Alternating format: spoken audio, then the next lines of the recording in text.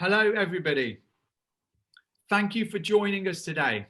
My name is Anil Bangu, and I'm a colorectal surgeon at the University Hospitals of Birmingham in the United Kingdom, and I'm the chief investigator of the CovidSurg platform. Thank you for joining us, and in particular, thank you to those who have contributed data into this collaborative. I think we are all, why are we here? Well, we're all here under a veil of humility because we're all here to benefit our patients. And I think we're all aware that during this COVID crisis, there have been many deaths. For some of you, that will include friends and colleagues. For some of us, and a lot of us, that will include patients, some of whom we will have operated on. So any congratulations within this webinar is muted because we are really here to learn for the future and how we can improve things for patients. So today we are moving into an era of data-driven surgical decisions, and we're going to present the results of the first 1,000 patients entered into the CovidSurg study. And that will make this, both now and in the future, one of the most influential modern day collaboratives for the 2020 to 2030 surgical era. I am pleased to announce that that first 1,000 patients, that analysis has been published, accepted for publication in the Lancet, which will make it an important and influential cohort study. And we expect to see that coming online as soon as possible, but we will be presenting the results from that today. I'd like to take a moment to introduce the panelists and speakers today. So it's a pleasure to introduce Brittany Bankhead Kendall. Hello, Brittany. Hi. Hi, nice to see you. Yes, good morning from the United States. My name's Brittany Bankhead Kendall. I am in Boston, Massachusetts. I work in the Department of Surgery and Critical Care at Massachusetts General Hospital, and I am honored to be here this morning. Thank you for joining us. Antonio Ramos de la Medina. I'm Antonio Ramos. I'm a gastrointestinal surgeon in Veracruz in the southeast of Mexico. And I'm very pleased also to be here today. Thank you, Anil. It is lovely to see you. And Antonio and I work on the Global Surge Collaborative together. Over to the other side of Europe now. So Gaetano Gallo, it's nice to see you. Thanks, Anil. It's a pleasure to be part of this group. I'm a colorectal surgeon at the Department of Medical Surgical Sciences in Italy, in the south of Italy, Catanzaro. Thank you for joining us. We also have Joanna Simoes and Dmitry Nepokodiev, who are two of the team who have driven the collaborative forward and will be giving their talks later. If you guys can introduce yourselves at the start of your talks, but maybe just a little wave just to check you can hear. Hi, guys. And I'm going to pass over to Lizzie, who's another one of our research fellows and a trainee colorectal surgeon. And Lizzie, could you say hello, and can you give us the results of the first poll and open the second one, please? Yes, hello everybody, I'm Lizzie, one of the research fellows here in Birmingham. The results of the first poll does show that most of our audience are from Europe. For our next poll, what we'd like to ask is if you have taken part in CovidSurg already, and please let us know.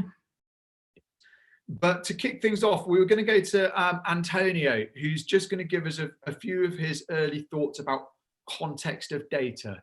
So Antonio, over to you for some thoughts, please.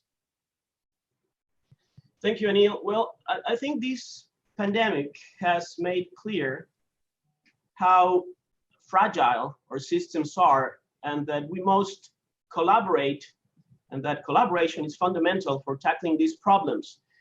I think it's a stress test on governments, on society, and on our health systems.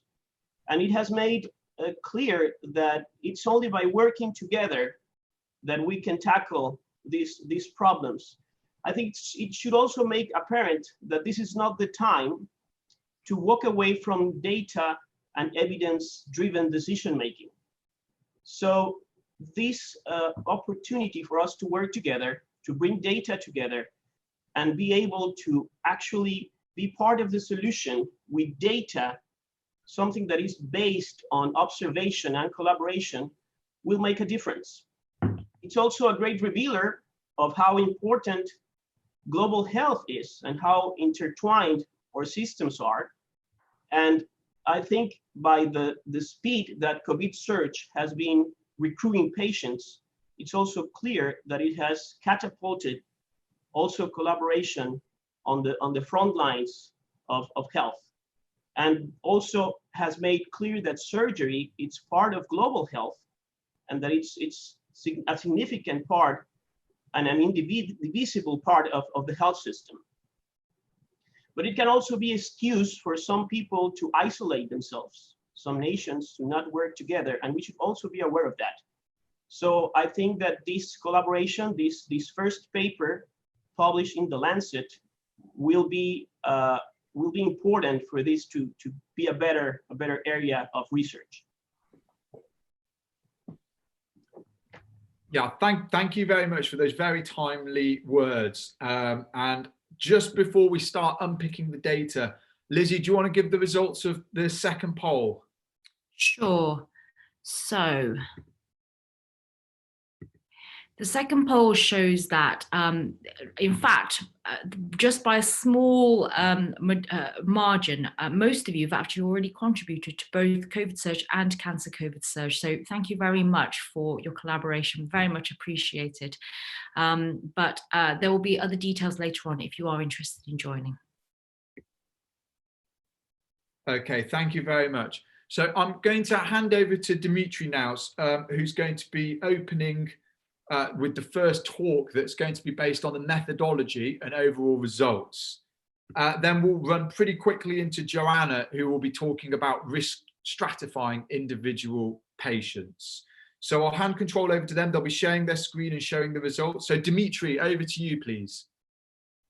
Okay, so thank you very much, everyone, for joining. It's a great pleasure to present the first results from CovidSurg. It's been a fantastic effort, as Anil has said, by so many people collecting around and contributing to this. So just a short introduction to what we've done. It's an international multi-center cohort study where we've included patients undergoing any kind of surgery from any specialty, elective or emergency, who had perioperative SARS-CoV-2 infection. So that's the coronavirus. Either within 7 days before or the 30 days after surgery. We've included patients who had either laboratory, radiological, or clinically diagnosed coronavirus. The primary outcome that we'll be presenting today was 30-day mortality, and the secondary outcome is 30-day pulmonary complications, and that includes pneumonia, ARDS, which is acute respiratory distress syndrome, and unexpected post-operative ventilation. So that's where a patient has been extubated after the end of the operation, and for whatever reason, they've had to be reintubated subsequently. So this study includes a range of patients. So there will be patients who were infected at home in the community with the SARS-CoV-2 virus, the coronavirus, and who've then gone on to develop the COVID-19 disease, which is the symptomatic form of the disease. So they might already be preoperatively quite sick, and these are likely to be the emergency patients. There might be patients who were infected in the community but had asymptomatic SARS-CoV-2 virus asymptomatically. There may not have been known at the time of surgery, and then post-operatively they've developed the COVID-19 symptomatic disease.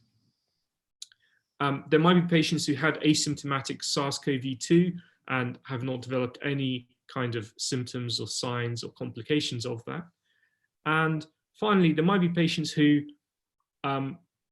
did not have SARS-CoV-2 before surgery, but after the time of surgery in hospital, they've been infected, hospital acquired, and then develop symptoms. So these are just a few of the scenarios. It's quite a heterogeneous group of patients with different types of pathway, but what's common to all of them is that they have SARS-CoV-2 infection, either in the 7 days before or the 30 days after surgery. So as Anil has already said, this has been a massive international collaboration, and it's such a pleasure to be able to present these results to many of you who've participated. So in total, we're presenting data on the first 1,128 patients, but as you've heard, we've got many more patients now entered onto the database. So this is just the first snapshot of the results. And those patients came from 235 hospitals across 24 countries, which you can see they're shaded in green across North America, Europe, Africa, and Asia. And this has been a massive effort with over 1,200 collaborators participating across the world. So thank you to everyone who's put so much time and effort at a difficult time into this. So the demographics for the patients we've included, around 1/4 of the patients had a known SARS-CoV-2 diagnosis preoperatively. So the other 3/4 of patients had a post-operative diagnosis. The vast majority, 94%, had laboratory or CT scan proven SARS-CoV-2. Most patients, about 75%, had emergency surgery, and obviously the remainder, 1/4, had elective surgery. Just over half the patients had surgery for benign diseases, so that could be something like appendicitis, inflammatory bowel disease, as examples. 1/4 of patients had surgery for cancer, and 20% for trauma. And this has been, I think, one of the most exciting things about this project is the pan-specialty nature of it. And just about 1/3 of the patients were gastrointestinal, but then there was representation from across all surgical specialties. So the second biggest specialty contributing data was orthopedics, with 27% of the patients, and then cardiothoracics. But as I say, all specialties are represented. So here are the headline results.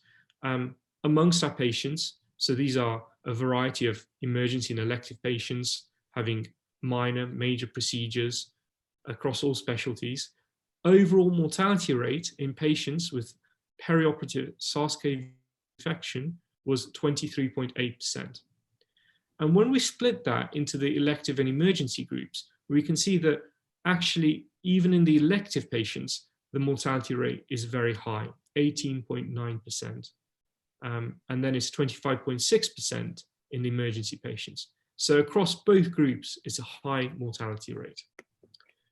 When we split the patients according to the timing of diagnosis, again, the mortality rates are very high and roughly similar, about 21 to 25% across both groups. So it doesn't look like having a pre or a post-operative diagnosis makes that much difference to your mortality rate on this level.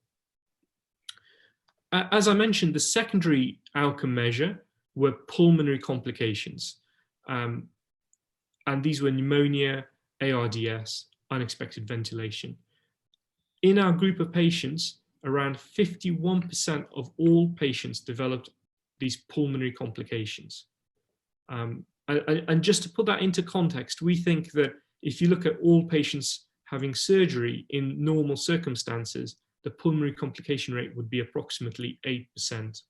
So this is a much higher rate of pulmonary complications than we would normally expect, over half of patients.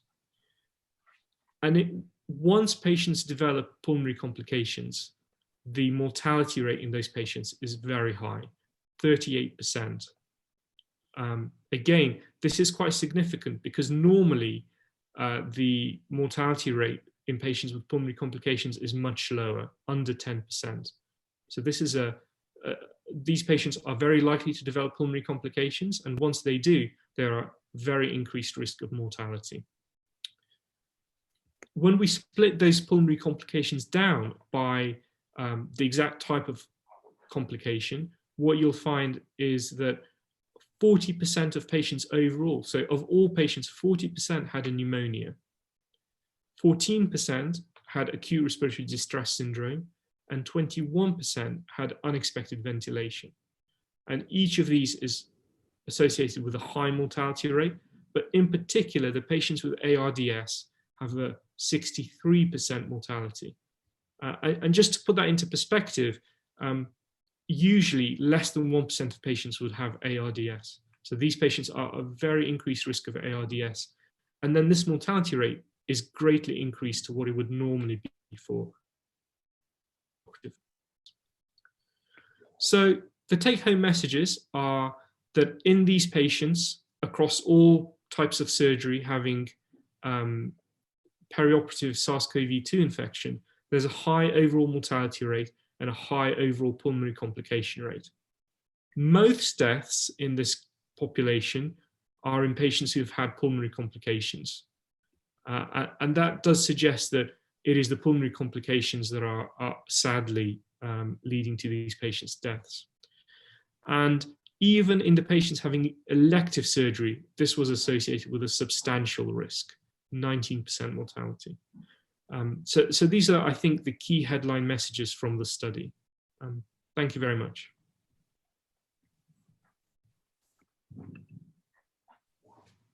Okay, well done, Dimitri. Thank you very much. We're going to say we're collecting questions from the audience, so please keep sending them in, which we're going to put to our panel for discussion. One quick question for Dimitri. Would you say with those mortality rates that this study only includes high-risk patients who were going to be subject to high mortality anyway? I don't think that's necessarily the case.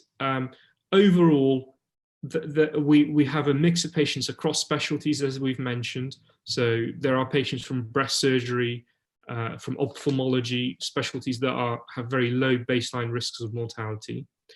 And also we have a mix of patients from having minor procedures like appendectomy, hernia repairs, as well as the major surgery. So it is a wide range of procedures we've included, and I don't think all of these patients are high risk. They would not normally have these poor outcomes. Okay, thank you very much. We're going to move over to Joanna. So Joanna, I'll ask you to introduce yourself, please, and then launch into your presentation, which is on the risk stratification of individual patients.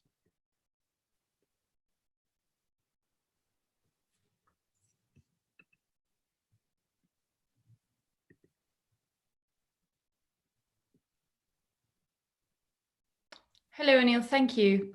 I am Joanna. I'm a research fellow in the Global Surgery Unit, and I am a surgical trainee originally from Portugal, now doing research in the University of Birmingham. Thank you very much. Today I'm here to give a bit more detail about the risk factors that can be associated with post-operative mortality, and that we found that in our study. The first thing I would like to show is, this graph. So this chart shows you the 30-day mortality rates by subgroup of patients.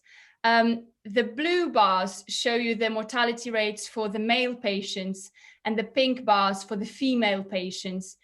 And we can see here an overall trend for male patients to have worse outcomes in terms of post-operative mortality than the female patients. This graph also shows a subdivision by age group. So you can see the results for patients under 70 years old and over 70 years old. And you also can see that the mortality rates are much higher in the older group than in the younger group. You can also, we also divided the patients by the procedures they underwent.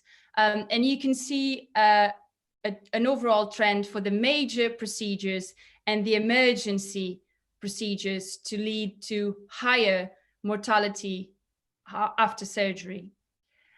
But perhaps it's good to have an overall look at this, but also very interesting to have a look at the exact numbers for the mortality rates in the different groups. because you can see that there is in the bottom of the chart a group of patients who are at greater risk of postoperative mortality. Previous studies have identified that the postoperative mortality rate for an emergency laparotomy, for instance, is about 15%. It can go up until 24, 25% in really high risk and frail patients. But this study shows that in the COVID era, patients have a mortality rate that can go up to 30 and more than 40% after surgery, which is, so we are definitely looking at a time and a group of patients with high risk of dying after surgery during the COVID pandemic. And then probably to translate this data into our clinical decision-making, it's important to look at the different risk factors and understand how they impact mortality after surgery. And to do that, we performed a regression model analysis that I'm going to share with everyone today. Just to give you a brief explanation how to understand the results and with the example of the first risk factor that we're analyzing, which is age.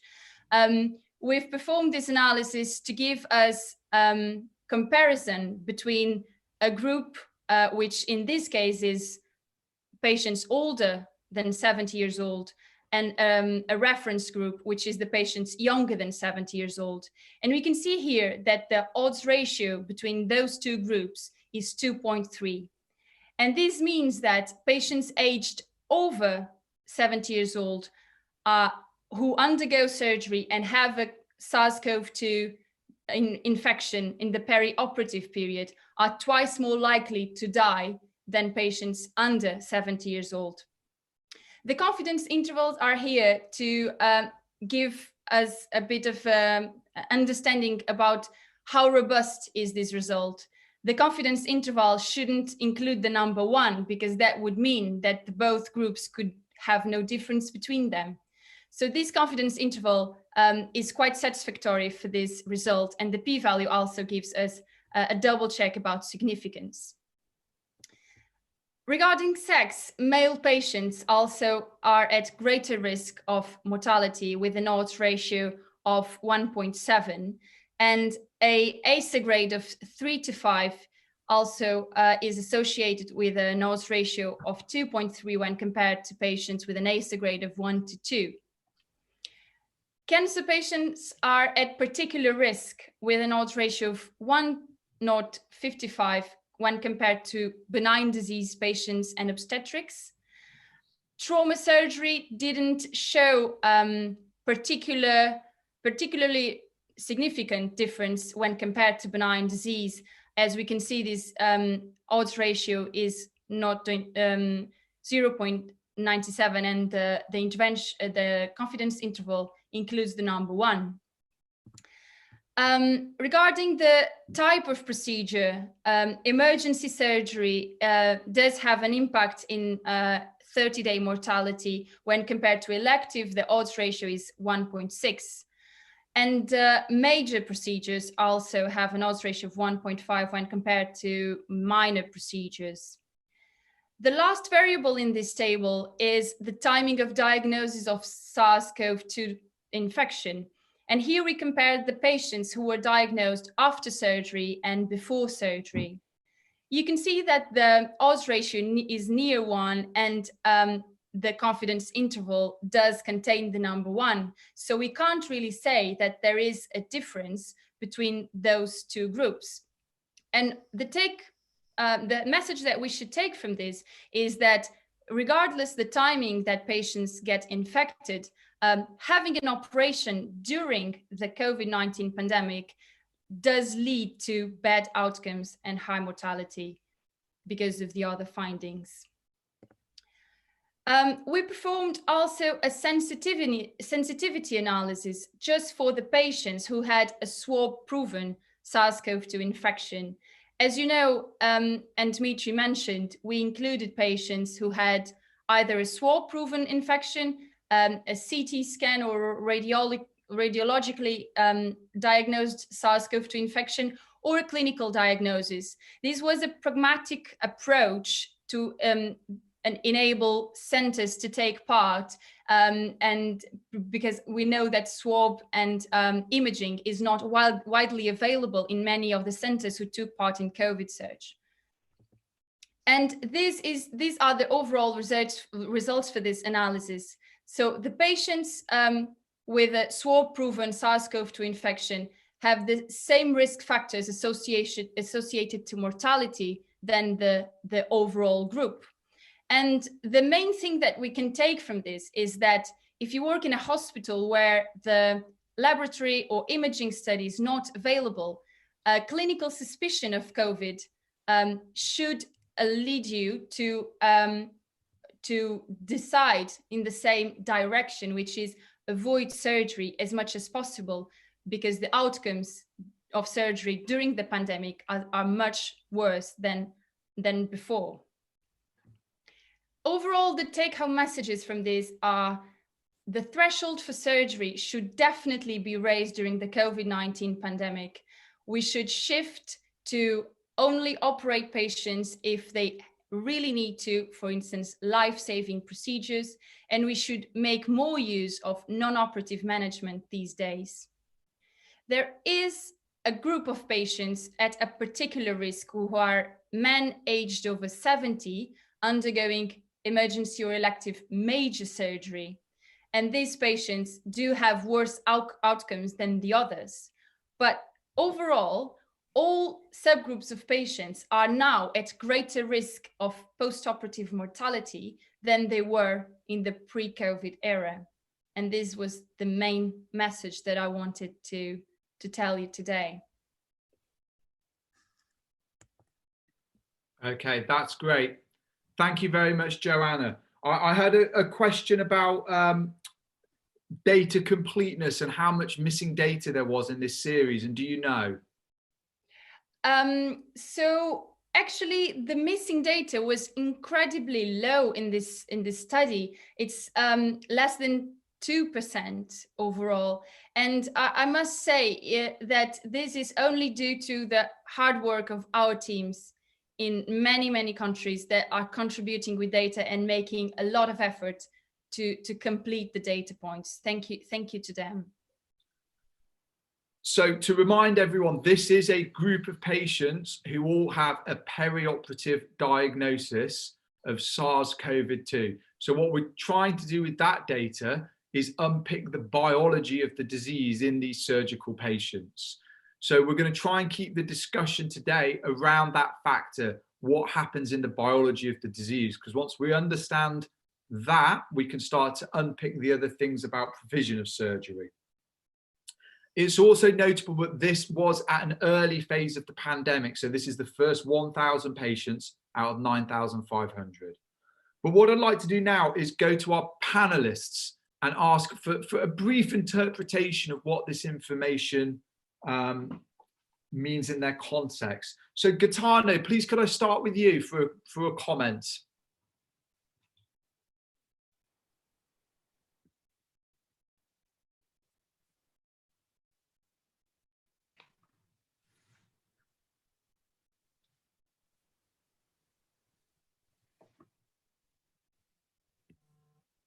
Okay, thank you.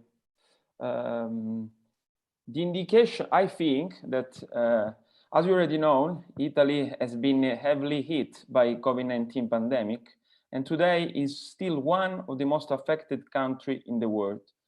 The indication we have obtained from this data is clear, and is also perfectly correlated with normal clinical practice.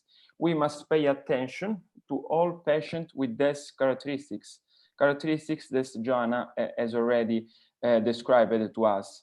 The criteria for diagnosis and for access to the operating room, I think that must be standardized, and the clinical diagnosis is not enough, I think, because in our study, 6% of the patients as at the clinical diagnosis. And I think this is not enough. Furthermore, our 30-day mortality was associated with male patients, malignant disease, emergency, and major surgery. So we can learn from this data and try to improve in the future. That's what I think. Thank you. Thank you. Brittany, could I come to you next, please, and ask for a comment on the view of this data from the USA? Yeah, so Boston has also been a hotspot here in the United States. And as we start to approach our surge numbers coming down, I think it's really important that we also take pause and recognize that as we begin to think about elective surgery recommencing and what that looks like in a risk stratification and how we educate patients about the risk and benefit of both minor and major elective surgeries, what that means for this patient population is going to be really important moving forward. And even if, I mean, as we've seen, even if they don't come in with a diagnosis of COVID-19, just being in a mixed hospital, if you will, taking care of both types of patients does lend itself to the opportunity for a nosocomial risk and higher opportunity for some of these perioperative complications. So I think keeping that in mind as we counsel our patients moving forward is going to be really important. No, and I agree with that. Thank you very much. Antonio, could you give us a view for Mexico, please? Thank you, Anil. Well, I don't think that any of us surgeons is willing to tolerate this increased risk of mortality in our patients. And I really believe that there is a need for a risk stratification to improve research in risk stratification and prophylactic interventions that will help us mitigate this, because COVID-19 looks like it's going to be with us for a few months, if not more. Surgical practice needs to restart, but we must take this into account in order for it to do it safely and effectively. And another thought, I think that it's now us older male that understand what inequality feels like. So it's something that we must take into account. I'm not sure if you include me in that group or not, but thank you very much. Now, we've had over 250 questions come in about the data, so we're not going to be able to answer those all today. So we're going to answer a selection of them, and I'd remind you that we're expecting the paper to come live in hopefully about 7 days or so, and that will of course give you the full set of information. But we're gonna hear from our speakers, and what we're gonna do is we're gonna split the questions into two sets. Those around the data, and in a few minutes' time, we'll just come to what we call the post-outbreak phase, the recovery phase, and how we're going to use this data going forward. But to start, and I'll post some of these to the panelists, but for some of the detailed results, Dimitri, there are a lot of questions about specific specialties, and if I'm looking at my group of patients, how do I take forward this information for specific specialties? So in the published paper, a few people have asked about exactly what patients have been included. We will give a breakdown of all the specialties and also the specific operations that were included in the study. So you'll be able to get a feeling for what sort of patients were there and what were the common operations. In the medium term, we're hoping that some of our colleagues who've been working with us will work on sub-analyses to get specific data, for example, for neck of femur fractures or for head and neck surgery. So this is really just the beginning, and we'll have more granular data in the medium term. But my feeling overall, having seen the data, is that the outcomes are broadly consistent across specialties, and I don't think you will find that there's a particular specialty where the risk to the patients is 0 or 100%. Most are clustered in the same sort of area. Thank you. There's a question from Same, who has asked, on this analysis, it looks like elderly men with a SARS-CoV-2 infection who are over the age of 70, ASA3, are maybe undergoing a cancer operation, are at the highest risk. A question for Brittany, please. And if Antonio and Gaeteo want to comment too, that's fine. But Brittany, if I was a patient, I would perhaps be wondering if I need to be scared of surgery in this era, or if I should still come forward and seek help. So more at a community level, what are you going to be telling patients going forward? All right. Yeah, I think again, this comes back to beginning with the surgeon-patient relationship, just like we do for any elective operation. And we sit down with these patients and we discuss the risks, the benefits, and the alternatives. And some of those alternatives may need to evolve with local tumor boards and thorough discussions about, can we change our neoadjuvant practices in order to avoid surgery longer? Can we mitigate risk in other ways by changing our chemotherapeutic regimens? Can we delay an operation safely, or is the risk-benefit ratio really leaning more heavily towards an operation? I think that is something done at the local and institutional level, and depending on your geography and where you lie in the outbreak in your local area, and then having a frank discussion about the results of this paper, giving us something objective and finite to quote to these patients, and having that discussion very frankly.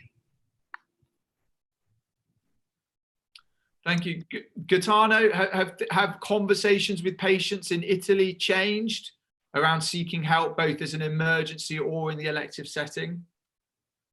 Yeah, of course, it's changed, because we should explain all the risk to the patient, as Brittany has already said to us.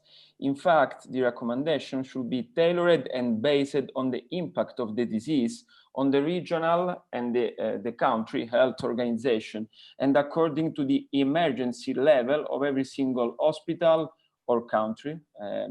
And most of all, we should balance the risk associated with the COVID-19 against the risk of delaying surgery in individual patients. So we should explain to the patient, but we should also think about it. Antonio, can I ask you, if you had if you were on the upward curve in your hospital and you had a patient maybe with a previous pulmonary problem, asthma, who needed, who had something, let's say, like simple appendicitis, what do you think of this concept of treating them with non-operative techniques while the hospital is so infected? Well, that's a great question, Anil. One of the problems that we have in Mexico, and as you mentioned, we are on the way up of the curve, and we're getting more cases every day. One of the problems that we have in a country like ours is that surgical practice is very heterogeneous. And we don't have really that much of experience in non-operative management of acute appendicitis. However, I think this is the time that we can probably not only have frank conversations with the patients so that they understand the risk, but also it's a time to reflect and work in a multidisciplinary way in our systems to approach these diseases differently. One of the things that we've been doing, not only in emergency surgery, is that some of the protocols around the country have switched to adjuvant, chemoradiation, to neoadjuvant chemoradiation in order to mitigate and buy some time. And we may find this to be important data that we can now learn from, even if it's due to a crisis. So in acute and emergency diseases, I think we're going to learn a great deal of things in the next following weeks. Thank you. A question for Joanna. So there have been a few questions about issues around BMI, which is obesity, and ethnicity, smoking, and previous lung problems. Does your data set shed any light on any of those, or any future points we're collecting? Thank you, Neil. So we know that we've set up a study that needed to change over time. And when we started doing this, we started with something that is a bit different from what we have now. And we have learned from the main analysis from this first set of 1,000 patients. And we've learned as well from the feedback of our collaborators. So for instance, BMI that you've mentioned is going to be collected in now, but it was not collected in the beginning. So fortunately, in the next analysis that we're planning later, we will be able to show that those results. And also about other comorbidities, fortunately, we have some data in this data set, but fortunately, the next analysis will include much more patients with a range of within a range of specialties, and will be able to tell us more about that. So I think we're looking forward to the next one. Thank you. Dimitri, George has asked if we have any information on the risk of performing laparoscopic and open surgery. That's not related to the surgeon, that's a patient-related risk. So that data is being collected as part of the CovidSurg cancer project, I believe. So I think when we look at subanalyses in the colorectal esophageal patients, I think that kind of data will come out. In this data, we haven't really looked at that because so many of the patients were having orthopedic surgery, thoracic surgery, neurosurgery, that laparoscopy would be a minority of patients who are having that in this pan-specialty cohort. So I think when we look at the specialty-specific cohorts, we'll be able to explore that in more detail. Thank you. Antonio, Maria and a few other people have asked that this is the data from the outbreak phase, and we need to be prepared for the surge phases. So if we had a mildly symptomatic patient awaiting elective or emergency surgery, and we sent a swab, but the swab result isn't back, if the patient looks relatively well but has a minor cough, would you, and you're now 3 months in the future, you're in a little surge, you're not in outbreak, would you perform surgery on them, or would you wait? I think I would also risk stratification. One of the things that we have learned in the last few weeks is that CT scan, it's also very helpful for us. It has been, since we've been having problems in getting the swabs back on time for the patients to be evaluated completely. And we need to think about this. The going into surgery on a COVID positive patient, it's not only a risk for the patients, but it's also a risk for the surgeons. So I think we need to take that into account, and it'll change how people think about it. Now where we both have a vested interest in doing the right thing. Gaetano, I think, has a Thank you. Gaetano, over to you. I think we should consider each patient as a COVID-19 positive patient, because we don't know now when things will go back to normal, and we cannot postpone surgical treatment under the assumption that the risk of hospitalization will be lower in the near future. So each patient should be considered as a COVID-19 patient. CT scan is really important, and we cannot base our decision on a clinical diagnosis. So I perfectly agree with Antonio. Thank you. Can I come to Brittany? I'm going to give you a hypothetical situation. Let's say I'm in part of the world where I can send a swab, but I can't do a CT scan. And that happens to all of us for various reasons. So in a patient, I think in a patient who has mild symptoms and it's life-saving, we'd probably proceed to surgery. In a patient where it's not life-saving, and I'm talking over the whole range of specialties, there's an argument to go to theatre, there's an argument not to go to theatre. What would you do? Yeah, that is a really tough scenario.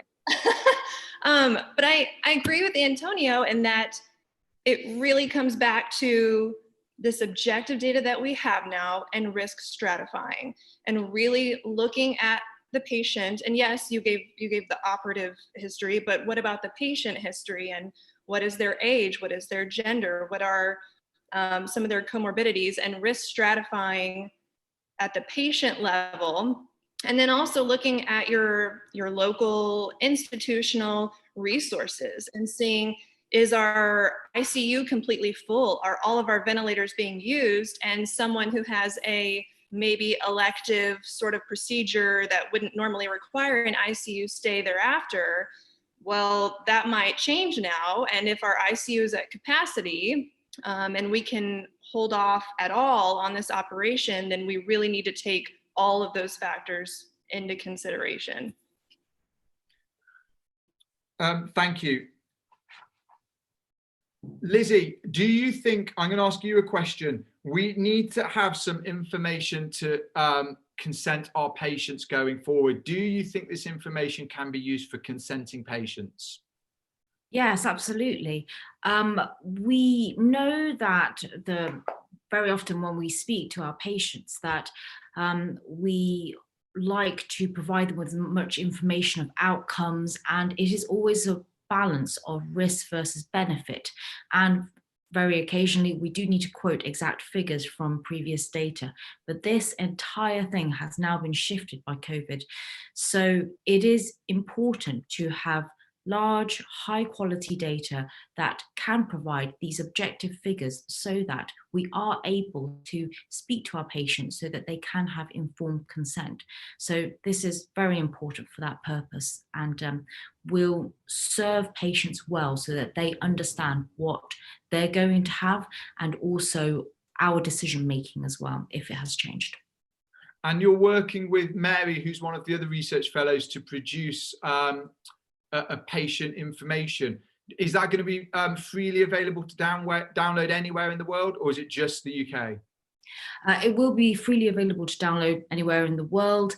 Mary has done a lot of work on this as well to sort of lead this, so that we have very accessible data that is patient friendly, for patient facing material, so that they can navigate this very tricky scenario that they are under, that they need an operation, so that a pathology is threatening them so that they need an operation, but at the same time having an operation is risky in itself.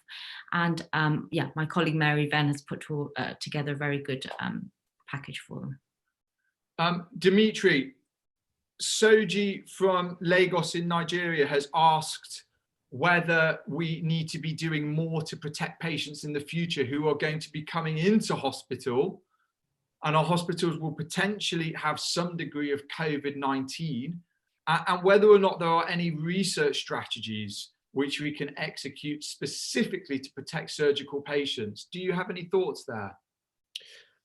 Well, I think that's an interesting question. Thank you, Soji. At the moment, there's quite a lot of research trials ongoing looking at treatment of COVID-19 in patients in the community or maybe in hospital. And one of the questions that arises is that, are there perhaps drugs that can be used not only to treat COVID-19, but actually to prevent it from occurring in the first place? So for example, there is a suggestion that antiretrovirals may not be very effective to treat COVID-19 because by the time that you're symptomatic, your viral load is very high. But does that suggest that, similar to how in HIV there is now widespread pre-exposure prophylaxis used, should we be thinking about starting patients who are in the perioperative phase on antivirals to sort of suppress any viral growth in them, if you like? So would that be a way of preventing the virus from spreading? I think that's one question. But to answer that, I think we're going to need major randomized controlled trials to address that question. So we have the right high quality evidence that can make sure we're doing the right thing for our patients. So there's a challenge there to move into the era of high quality trials for these patients. Lizzie, do we have the results of the final poll? Let me just open the final poll, excuse me. Let's, so the final poll, if everybody can have a look now, we just want to know, after all of this discussion, how will this data help you the most? I'll just make a comment on the results of the poll. So how will this data help you? Well, the most common way is that it will help how we will speak to patients about the risks of surgery, which is really important. People are also going to use it to inform departmental guidelines, which is a good idea. Changing threshold for operations, I think we've seen a lot of that. Prioritizing patients for surgery is a really interesting concept, and how we enter the next phase of surgery. Expanding our own knowledge base. And of course, we do need to prepare for the future. But I'll draw things to a close there, and I'll thank you all for tuning in. And I remind you that we're really doing this to take this information back to our patients. So thank you all for tuning in and watching, and thank you to the speakers and to our panelists, and goodbye.